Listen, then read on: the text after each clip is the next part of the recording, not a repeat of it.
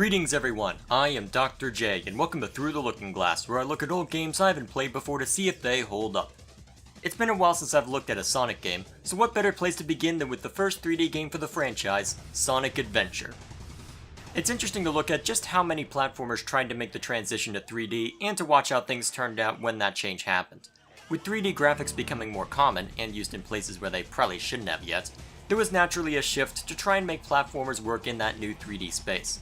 However, along with that, plenty of games that tried to make the change didn't really succeed, as not only did developers have to worry about a third dimension, they had to deal with tighter controls to handle that, without even mentioning the struggle to make a camera that doesn't suck. When it comes to Sonic Adventure, however, people were, for the most part, very accepting of it, as not only was it head and shoulders above most of its competition at the time, but it tried to change up a lot within the franchise itself, adding new characters, new things to do, while also keeping the feeling of speed that Sonic is known for. As a launch title for the Dreamcast, it was a good place to start. The question for me was, when divorced from the context surrounding other 3D platformers, whether it would be worth playing now. So without further ado, let's dive into it. The story and characters get a fair amount of attention this time around, so to set the scene for my approach to the game, let's start there. The name of the world isn't really given, but it takes place in a time when Sonic and friends are living among humans, with most of the events taking place within some ancient ruins and the urban station square. The story is told through the perspective of 6 characters, each one with their own little campaign as we control them directly. Sonic's story acts as the main plot for the most part, as it's twice to 3 times as long as everyone else's, but each one fills in a little more as to what's going on and helps us better understand the circumstances. In principle, I really like this kind of storytelling, as it allows us to speculate as to what is going on and gain more insight into the various characters. Outside of needing to encounter each one in Sonic's story before we can touch them, we aren't beholden to any specific order, which means when we're confused about something, we can jump into someone else's story and get a better feel for what's going on. However, there are a couple of problems with how it's implemented. To start with, the dialogue for shared scenes and the manner in which said scenes happen change based on which character you're playing. I kept joking about revisionist history because, while it makes sense for some circumstances to change so as to keep us as the player involved, it does open a can of worms as to who exactly is telling the correct version of events. Perhaps the intention was to help those scenes from seeming too repetitive, as that was a problem with Tails' story, but that gets into another complaint. There's really not much of the plot and characters to begin with. I wouldn't mind so much if they weren't trying to make everything seem more important. It's still a story about a blue hedgehog beating up a fat man who's building a ton of robots and is working with this ugly creature called Chaos that has a tendency to eat Chaos Emeralds. There's not much nuance to it, and the characters themselves don't do much outside of the archetype prescribed to them. The one exception to this, however, appears to be Gamma, a robot created by Dr. Robotnik that goes rogue after seeing how unpleasant his creator is, followed by an encounter with Amy where he's not sure how to react. While his storyline wasn't spectacular, it did leave perhaps the biggest emotional impact due to how it ends and how it impacts Amy's plot later on. I won't say too much, as it's one of the few moments worth seeing for yourself, but given the fact that said moment hinged around a robot, that's simultaneously impressive and a damning indictment of the rest of the story. To be fair, my ability to critique said story is a little constrained because, while I hadn't played the game before now, I had seen the plotline which they were going for by virtue of Sonic X. And yes, I did watch that as a child, and on rewatching it now, it's still as childishly stupid as I remember. Because of that, I knew most of the important plot points, though I didn't know how exactly they were going to tell themselves because the circumstances for the anime and game were fairly different. I'd probably give the stronger story to the anime, but given the fact that said story and characters are all you have in a TV show, you'd kind of expect that. The real problem the game has with its presentation, however, comes down to the polish, or lack thereof. The music runs the gamut from annoying to awesome, with it being, for the most part, worth listening to. The better music did get stuck in my head, and I found myself humming it or singing along when I was playing it or editing something related to it, so credit where it's due. I know that 3D graphics were still very limited back then, and I'm gonna sound like a broken record for saying this, but the animations are stiff at best, which is made even worse when they open their mouths. If the next game I review has off-putting facial animations, I might just shoot someone. Try on seeing Tails' ears try to escape his head whenever he speaks, or Amy's sad or frightened expression making her look constipated, or literally anything to do with that stupid cat. Come on game, Amy is already annoying enough and Big is already pointless enough for the purpose of this game. I don't want to spend any more time with them than I have to. Also, don't worry if you know nothing about the 2 characters I just discussed, as there's not much backstory given and you don't really need to know more than what little you're given in-game anyway. And yet, despite all of these problems with the story, characters, presentation, and so on, I find it difficult to be mad at it. Perhaps it's because I did watch the anime as a child and have gained a better appreciation for how stupid it is, but for me, the story crosses over into so bad it's good territory. The reason for this hinges on the voice acting and delivery. As while it certainly isn't good, it's not good in a way that is surprisingly funny. Anyone who has played the game will know what I mean the moment I say, "Oh no!" It's so random and stupid and I can't stop saying it to myself. Even some of the other problems I have are made better because of that. Why does Tails have a built-in arm for the tornado that can pick up Sonic and yet only uses it to pick him up and put him back down? Why would you put something like that in if you weren't throwing the stupid hedgehog? Why isn't there any landing gear? Why the hell does Big try to fly it later, and why didn't we get to see that disaster? Why is everyone getting these weird visions when it seems the only people who need them are Sonic and Knuckles? Even Gamma, who won't tell anyone about said visions, gets one for crying out loud, which only raises questions about whether he's somehow self-aware beyond his programming. And why the hell did we ignore the giant robot that's chasing Amy as soon as she sees Twinkle Park and demands entry with Sonic because apparently cute couples get in free? Why did they even let them in with a tagline like that? Have the owners seen their facial animations? When you really take a look at it, the story is threadbare, the characters range from shallow to annoying, and the voice acting is superbly subpar, and I had way more fun mocking it than I had any right to. Perhaps if I weren't a Sonic fan at some point in my life, I'd be much harsher towards it, but even with all the faults, it's hard for me to hate it. However, when it comes to the gameplay, that is one area that I will show no mercy within. While a story can be so absurd that it ends up being funny, or a character so offbeat that it can be amusing to see what they'll do next, there is no such thing as so bad it's good for gameplay. If the gameplay is frustrating, then the gameplay is frustrating. And even when it's hilariously broken, you're better off letting Burger Paul do the legwork and laugh along with them as they break it, along with getting to hear their infectious laughter. Fortunately for this game, the core gameplay is actually pretty decent. As with most Sonic games, the goal is to traverse the level, avoid hazards like bottomless pits and enemy robots, and get to the end in one piece. The levels involving this are called action stages in the game, and are fairly competent in their own right. The feeling of speed is certainly done right, though it can be difficult to see what exactly is going on when you do hit one of those fast moments. Besides just getting to the end of the stage, each character has their own gimmick to add variety, which is a nice change of pace. Tails requires you to outrun a given character, usually Sonic or Robotnik, which was a welcome challenge given that most of the people you race against are faster than you. The focus there is to find shortcuts and take advantage of your ability to fly in order to get ahead and stay ahead, which feels just frantic enough to be engaging without being frustrating. Knuckles' story focuses on retrieving pieces of the Master Emerald, which for some reason broke apart and likely unleashed chaos with it. Said levels range from interesting diversions to outright annoying depending on how long it took to find what I was looking for. The areas themselves were fairly self-contained, but outside of a few hint orbs and a sorta useful radar on the bottom of the screen, there wasn't much direction given as to what you're looking for. Gamma's story involved his use as a weapon, which to emphasize that, places a time limit on his stages. He might not move very fast, but by blasting robots and other objects, you can increase the amount of time you have, meaning it becomes an interesting balancing act between ensuring you have enough time and actually moving through the stages. However, Amy's and Big's stories were where my enjoyment of the story ended up falling apart, as beyond the fact that I don't really like their characters, their gameplay sections were annoying at best and frustrating at worst. All of Amy's action stages involve outrunning a seemingly invincible robot, which outside of hitting him to get some distance, you can't do anything about. He might not pursue you literally every second, but when you combine that with how anemic Amy feels when moving, it wasn't a fun time. Big stages, however, are even worse, because it elects to avoid any feeling of speed entirely and instead has you do an unintuitive fishing minigame. Because that's what I think about when I think of Sonic, sitting down and fishing for a frog who's just gonna run off again once we catch him. Those two stories also highlight the biggest problem with the game. The controls are relatively consistent within an individual character, but are difficult to handle properly across the board. The control scheme itself is fairly simple, using an analog stick to move, as well as a jump and action button that will have different effects depending on who you're playing.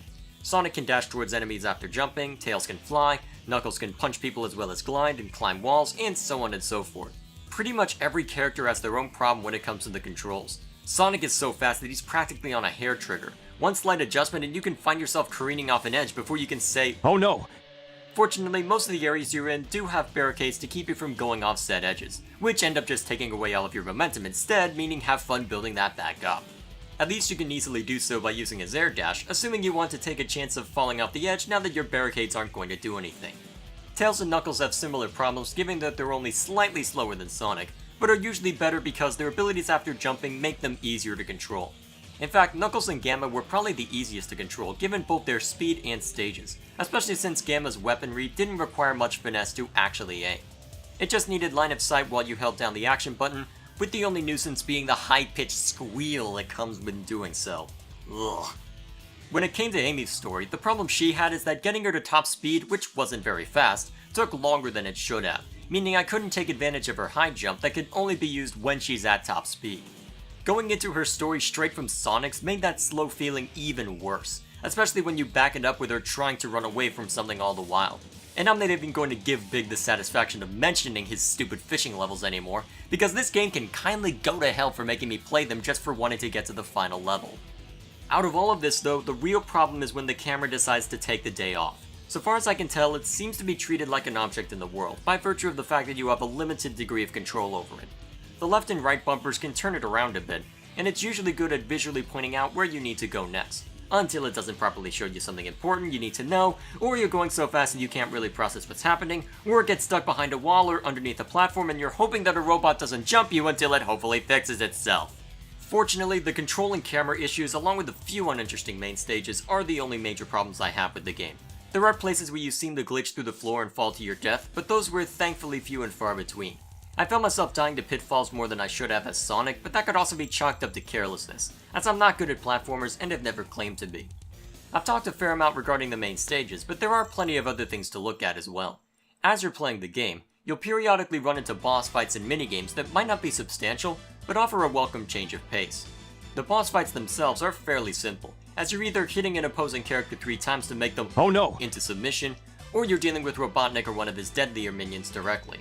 Outside of the final boss fights for Sonic and Knuckles, these tend to not be too difficult, but are a welcome change of pace.